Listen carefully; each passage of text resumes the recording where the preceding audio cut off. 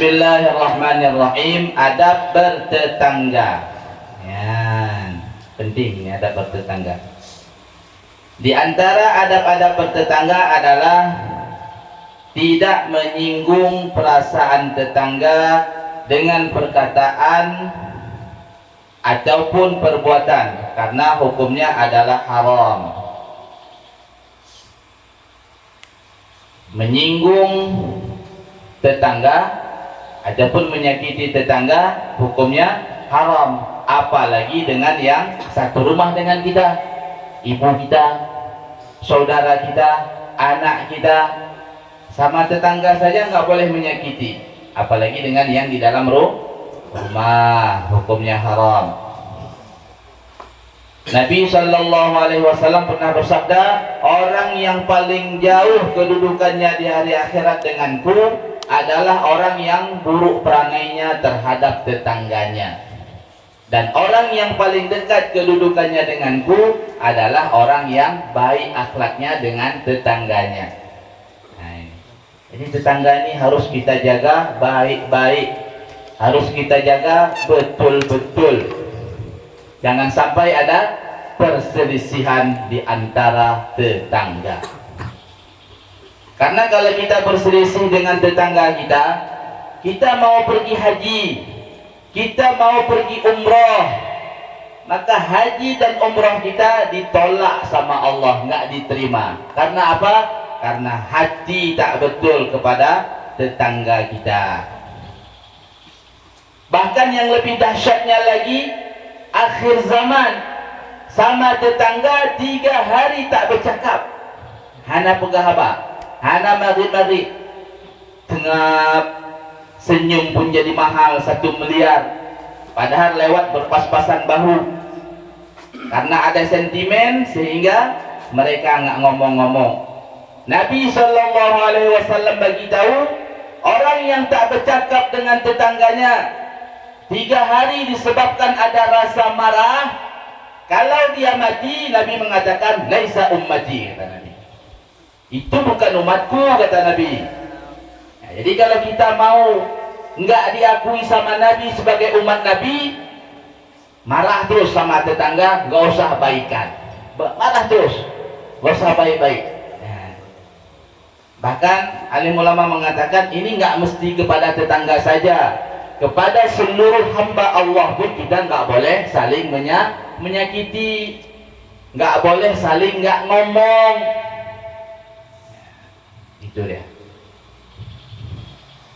Jadi perbaiki hubungan kita dengan tetangga, dengan sesama, dan dengan umat di seluruh alam. Jadi amal yang tinggi nggak ada apa-apanya, ilmu yang tinggi juga nggak dipandang Allah kalau kita tidak baik dengan hamba Allah yang lain. Apalagi kalau penyebab orang tersebut sakit hati gara-gara kita, ini luar biasa. Ini gara-gara kita orang hancur hatinya.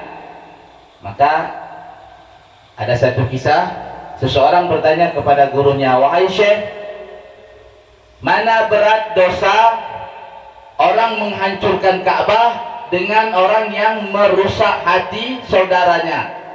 Maka Syekh tersebut mengatakan, kalau merusak Ka'bah itu dosanya cuma 1, karena Ka'bah itu madain manusia, buatan manusia. Tapi kalau merusak hati saudaranya, ini sama dengan merusak beribu-ribu Ka'bah. Karena apa? Karena hati ini buatannya Allah, madainnya Allah. Jadi harus kita jaga baik-baik. Mau ngomong ini sakit hati orang, jangan ngomong. Ya, mau buat ini orang nggak senang, jangan buat. Ya, jadi bagaimana caranya supaya kita tahu, Ustaz, kita jangan buat kayak gini, jangan buat begitu, supaya teman kita nggak sakit hatinya. Ukurannya sama juga dengan kita. Kalau kita buat ini sama orang, ataupun kita buat ini sama kita sakit, berarti sama orang juga sakit. Tak usah buat. Untuk menjaga hati, menjaga hati penting, apalagi menjaga hati guru. Nanti keluar di status guru di MBI ingin dipuja-puja bagaikan raja, katanya. La ilaha illallah Muhammadur Rasulullah. Allah nampakkan. Lanjut ya. Berdasarkan sabda Rasulullah sallallahu alaihi wasallam, wallahi la yu'min, kata Nabi. Wallahi la yu'min, dua kali. Wallahu la yu'min. Qila wa man ya Rasulullah? Qal, Nabi menjawab, alladzi la ya'manu jaruhu biwa'iqahu, rawahul Bukhari. Yang artinya demi Allah, kata Nabi, demi Allah tidak beriman, demi Allah tidak beriman, demi Allah tidak beriman. Beliau ditanya oleh sahabatnya, siapa ya Rasulullah yang tidak beriman tersebut? Beliau berkata, yaitu seseorang yang tetangganya tidak merasa aman dari gangguannya. Ya, nih. Mentang-mentang kita sering fitness, badan besar, kalau tengok tetangga, kayak mau makan tetangga aja rasanya. Nah, ini kan berarti tetangga kita nggak nyaman sama kita. Ataupun kita punya tipe kalau lewat orang, ini juga tetangga nggak nyaman sama kita. Apalagi kalau kita sempat mengambil milik tetangga kita. Yang intinya kalau tetangga kita nggak nyaman disebabkan kita, ya maka kita ini nggak beriman di sisi Nabi. Nabi mengatakan kita bukan orang yang beriman. Jadi nanti kali-kali, oh selama ini tetangga aku takut sama aku nih, nama saya, mungkin saya karena terlalu garang, terlalu kasar, suara saya terlalu melengking sehingga orang takut sama saya. Saya harus rubah. Supaya apa? Supaya tetangga saya nyaman dengan saya.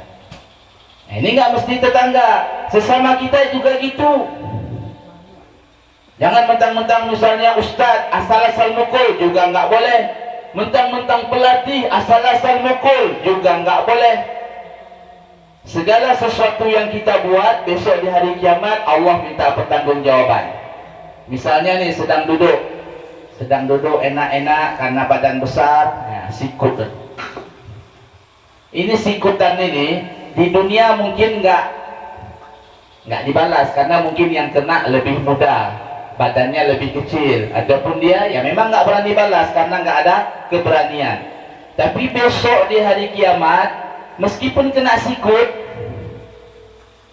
di depan Allah dia akan bilang, ya Allah, kalau si fulan yang sikutnya ini masuk surga, akan dihujah sama orang yang pernah kena sikut. Ya Allah, saya nggak ridha si fulan masuk surga ya Allah. Pernah satu hari ya Allah, saya duduk dekat dia, saya salah ngomong ya Allah, disikutnya saya ya Allah, kena ya Allah bahu saya. Sakitnya memang nggak berapa ya Allah, tapi ya Allah, ini hari di mana Engkau akan memutuskan kami ya Allah. Engkau adalah hakim yang seadil-adilnya ya Allah. Mana keadilanmu ya Allah? Ya, ngeri ini, wah. Pernah sikut orang, pernah tinju orang, jangan pikir ini nggak ada berbekas. Di dunia mungkin boleh saja sah-sah lolos, nggak dibalas karena udah nggak ada lagi Sayyidina Umar. Kalau ada Sayyidina Umar, hajab kita. Artinya bukan hajab, artinya aman. Kalau ada orang pukul seseorang nggak berani balas, lapor sama Sayyidina Umar, panggil orang tersebut. Sebagaimana dulu ada kisah anak Amr bin As. Siapa itu Amr bin As? Amr bin As ini seorang gubernur. Beliau punya anak, ya biasa namanya anak pejabat, petantang, petenteng, mukul orang biasa. Orang biasa ini mau balas, mikir dia, kalau aku balas, bapaknya gubernur, habis nanti saya dihajar sama anggota bapaknya nih kalau bahasa kita. Singkat cerita, dia tahu nih bahwasanya di atas gubernur ada yang lebih tinggi, khalifah, yaitu Umar bin Khattab. Lapor sama Umar. Kemudian Umar datang untuk menghakimi mereka. Nah, ditanya apa kesalahannya? Kalau bahasa kita kurang lebih, wahai Umar, bahwasanya anak gubernur pernah ninju saya mau balas nggak berani. Nah, kemudian kata Umar, sekarang kayak mana dia tinju kamu tinju lagi dia katanya. Nah, inilah kehebatan Islam, keadilan dalam Islam. Masya Allah. Artinya apa? Dibuat hukum Islam supaya besok di hari kiamat orang tersebut nggak menuntut. Tapi kalau nggak dibuat hukum Islam, kita cubit orang kan nggak cubit kita. Besok orang yang kita cubit dia nuntut sama Allah. Nah, Jadi jangan remah-remah hidup. Nah, jangan remah-remah. Tapi untuk agama boleh remah. Ustaz dikertak di jalan, jangan lagi ustaz berkelahi. Nah itu keluarkan premannya. Ini ustaznya dizalimi, seluruh dah ini nggak mantap nggak? Nah inilah. Jangan salah tangkap aja, nanti jangan salah tangkap tulis status ustaz di MBI suka diagung-agungkan. Allah.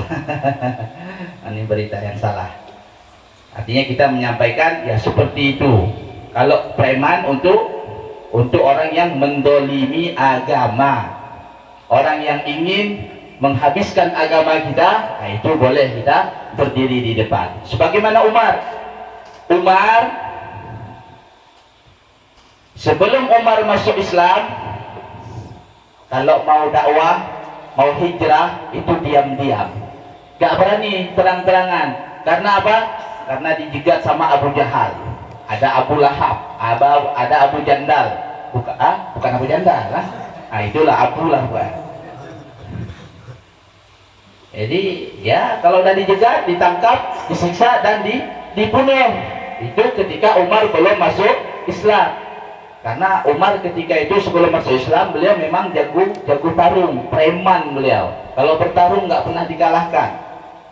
Ketika Umar masuk Islam, Umar gunakan kemampuan beliau, keberanian beliau, preman beliau untuk membela agama Islam. Jadi misalnya besok Nabi perintahkan mau hijrah ke sana, Umar bilang dulu, naik dulu ke Ka'bah, naik dulu ke gunung tempat yang tinggi supaya orang dengar. Woi Abu Lahab, Abu Jahal, Abu Janda, besok aku mau hijrah. Kalau kalian mau terputus leher kalian dengan badan kalian, tangan kalian terputus dari badan kalian, anak kalian menjadi yatim, istri menjadi janda, Umar dan kaum muslimin lainnya besok mau hijrah, hadang Umar. Nggak ada yang berani. Nah, jadi kita ini punya kekuasaan, punya power, digunakan untuk bela Islam. Insya Allah. Nah, jadi hadis Nabi tadi mengatakan apa? Demi Allah tidak beriman, demi Allah tidak beriman, demi Allah tidak beriman orang yang tetangganya tidak merasa nyaman disebabkan kita. Masya Allah.